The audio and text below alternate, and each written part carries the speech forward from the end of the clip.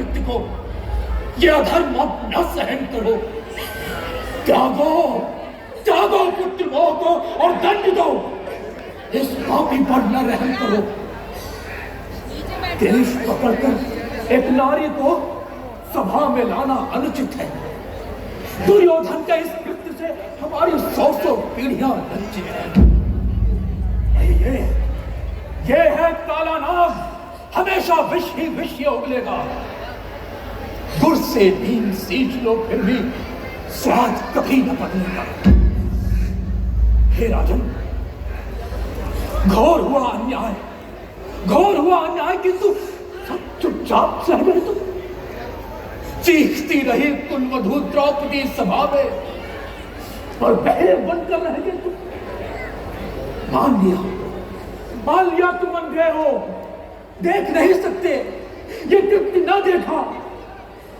किंतु गूंगे नहीं हो तुम राजन, गूंगे नहीं हो, तो इस पापी को कुछ कह नहीं सकते। हाय मेरा दुर्भाग्य, देख अधर्म कुछ कह न पाया। मैं इस सिंहासन से रक्षक ही बन गया है भक्षक, बधा हुआ इस आसन से, बधा हुआ इस आसन से। बस राजन बस, पुत्र मोह में पक्षपात ना करे इस घोर अपराधी का। दोषी है ये नारी की मर्यादा की बर्बादी का। अपने इस काल रूपी पुत्र को त्यागने का साहस कीजिए महाराज, अन्यथा ये कुरुवंश पर ऐसी कालिक मरेगा कि गंगा जी का सारा जल भी उसे धो नहीं पाएगा। और नीति यही कहती है राजन कि न्याय सदा निष्पक्ष रहे, नारी की अस्मिता सुरक्षित रखे, सदा यही लक्ष्य रहे। छल से जीत लिया जो सब कुछ, वो सब हमें लौटाना होगा। भरत वंश के इस कलंक को उज्जवल हमें बनाना होगा महाराज। महामंत्री विदुर, जब द्रुपद सुता को दाव लगाया तब ये नीति कहाँ गई? न्याय नीति को समझाने की तब ये नीति कहाँ गई? दोषी नहीं, दोषी वो है जो जुए में नारी का दाव लगाते हैं। दाव लगे तो जीते जो, वो दोषी नहीं कहलाते हैं। मैं निर्दोष हूं, जुए में जीती नारी अब मेरी दासी, मेरी संपत्ति है और मैं अपनी दासी पर आदेश चलाऊंगा। किसी को क्या आपत्ति है? और पितामह, जब दाव लगाया निज नारी को तब आपने क्यों नहीं रोका? नारी क्या कोई वस्तु है? तब आपने क्यों नहीं टोका? जवाब दीजिए, तब आपने क्यों नहीं टोका? कुलवधू लगे दाव जुए में, क्या ये नारी का आदर है? धर्म पत्नी को संपत्ति समझना सबसे बड़ा निरादर है। आप सभी सभासद संभवतः इसलिए कुछ बोल नहीं पाए। मन में सोचा इसी दाव पर सब हारा हुआ ये जीत जाए।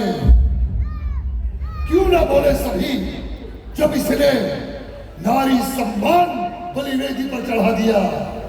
इसका पक्ष सभी को प्यारा था, जिसने गूंगा बना दिया।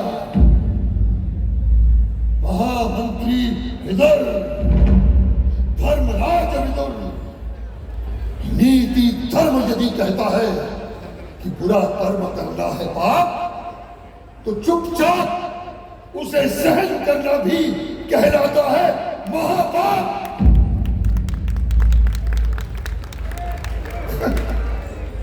मेरी समझ में तो ये नहीं आता कि जो व्यक्ति गया हो स्वयं को हार। अरे कैसे हो सकता है उसे किसी को दाव लगाने का अधिकार? पूछिए पूछिए अपने इस धर्मराज से, इस महाज्ञानी से।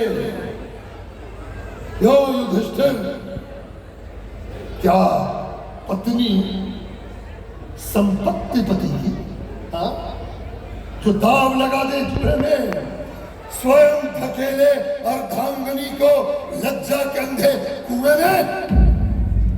और ये चार नपुंसक भाई बस भ्रात धर्म को ध्यान में रखा, इसीलिए अपने अग्रज को न रोका। पति धर्म को भूल पत्नी को जुए के जलते कुंड में स्वाहा होने से न रोका। सबको दोष दिखे मेरा, परंतु इनकी गलती पर ना करते खेद। और जिस थाली में ये खाते हैं ना, उसी थाली में करते छेद। दुर्योधन! और पितामह, सिंहासन के अनुशासन पर व्यंग बाण तो कसते हो, अरे खाते माल पिया का तो फिर क्यों गीत यार के गाते हो? दुर्योधन! जाओ पितामह, मेरा और मुंह खुलवाओ। और गुरुद्रोण, आप सभी राजकीय मुद्राओं के ऋणी हो, बैठ जाओ। दुर्योधन! दासी पुत्र विदुर, बैठ जाओ।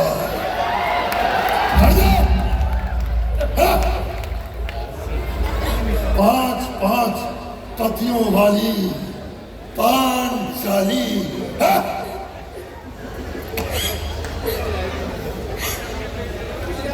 पिता तब सब चुप थे। अब क्यों करते वाद विवाद?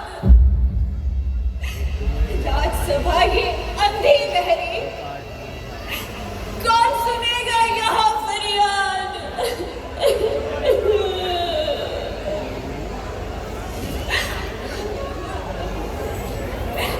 हे पितामह, तुमको क्या केवल रक्षा करनी आसन की? क्या चिंता कुछ नहीं गुरु मर्यादा और नारी जीवन की?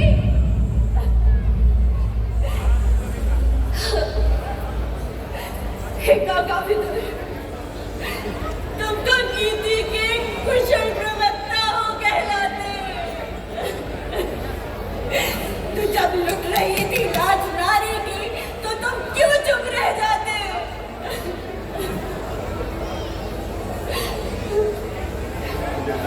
हे गुरुवर, ऐसे अधर्म का क्यों पाठ पढ़ाया इन शिष्यों को? नारी प्रथम पूज्य होती है, ये क्यों नहीं सिखलाया इन शिष्यों को?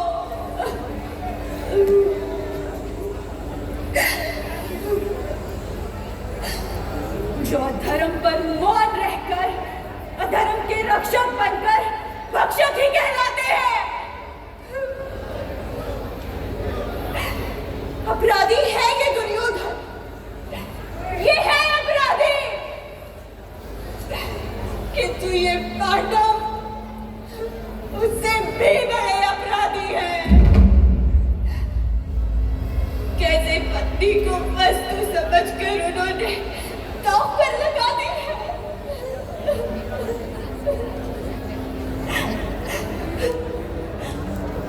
एक दिन की मां ने मुझको वस्तु समझकर बटवा दिया, और आज इन्होंने हार जुए में मेरा सब कुछ लुटा दिया, मेरा सब कुछ लुटा दिया।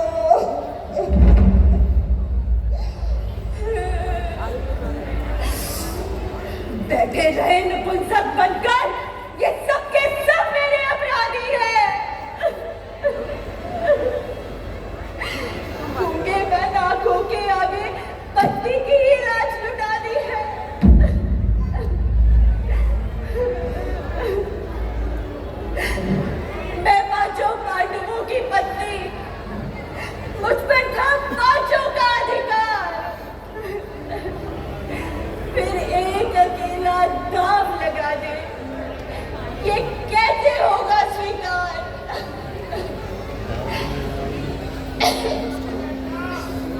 अरे ओ भरतवंशियों,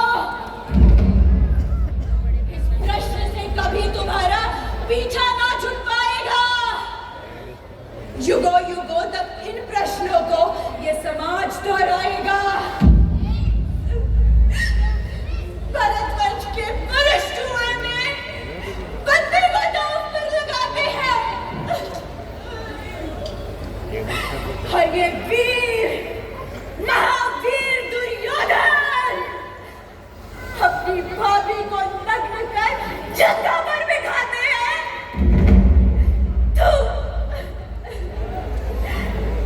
तू ऐसे भरतवंश पर, तू ऐसे आसन पर, तू ऐसे सभासदों पर, तू ऐसे शासन पर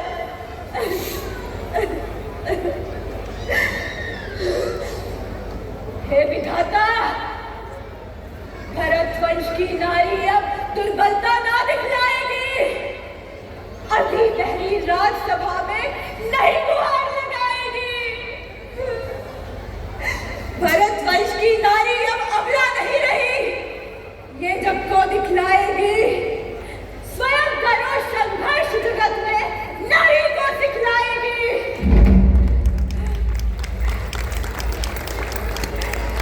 हे ईश्वर, मेरी अटल प्रतिज्ञा सुन ले। शेष, शारदा और महेश, जब तक अपनी कोई अस्मिता को न पालो, तब तक खुले रहेंगे मेरे ये केश।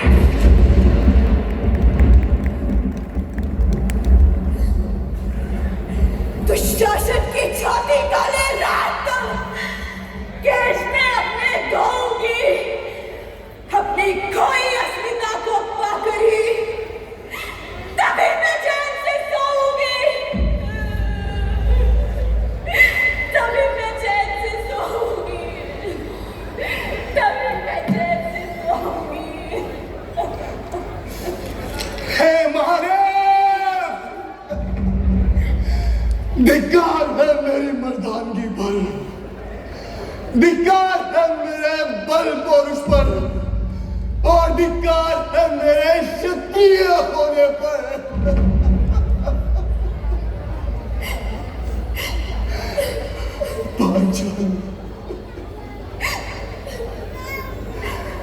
पांचाली के जो आंसू जल के मैं उनकी शपथ उठाता हूं, अपने पुण्य और बल पौरुष का संकल्प सुनाता हूं। जिसने द्रुपद सुता को वेश्या कहने का अपराध किया, महादेव की सौगंध, मेरा अर्जुन नाम नहीं जो उसका वक्ष चीर कर संहार ना किया।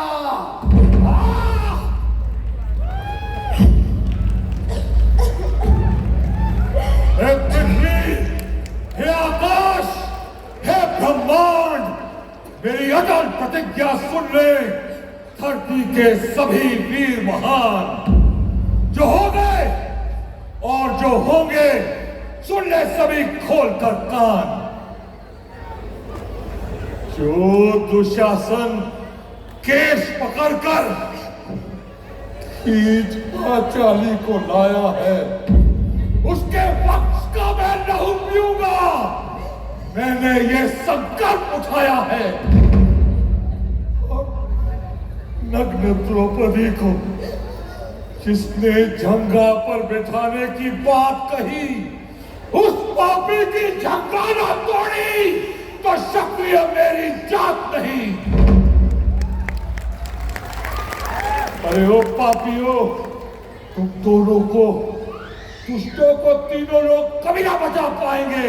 मेरी इस क्रोध की अग्नि में सब दू कर जल जाएंगे। आप करें फैसला, मल्ल युद्ध में हो जाए दोनों हाथ। मुझसे श्रेष्ठ नहीं है कोई, तो फिर तेरी क्या है विशाल? आजा, आजा। रुक जा पुत्र भीम, रुक जा।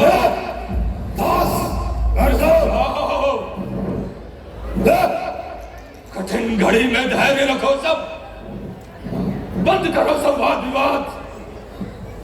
दुर्योधन, ज्येष्ठ गुरु की आज्ञा मानो, तुम छोड़ो यह उन्माद। मैं पितामह भीष्म और विदुर के परामर्श को सहर्ष करता हूं स्वीकार। इन पांडु पुत्रों को सब कुछ मिलेगा वापस, जो था पहले के अनुसार। नहीं पिताश्री, मैं अपना निर्णय स्वयं करूंगा। मैं इन पांडवों जैसा नहीं पराधीन। इनका राज्य और ये सब है अब केवल मेरे अधीन।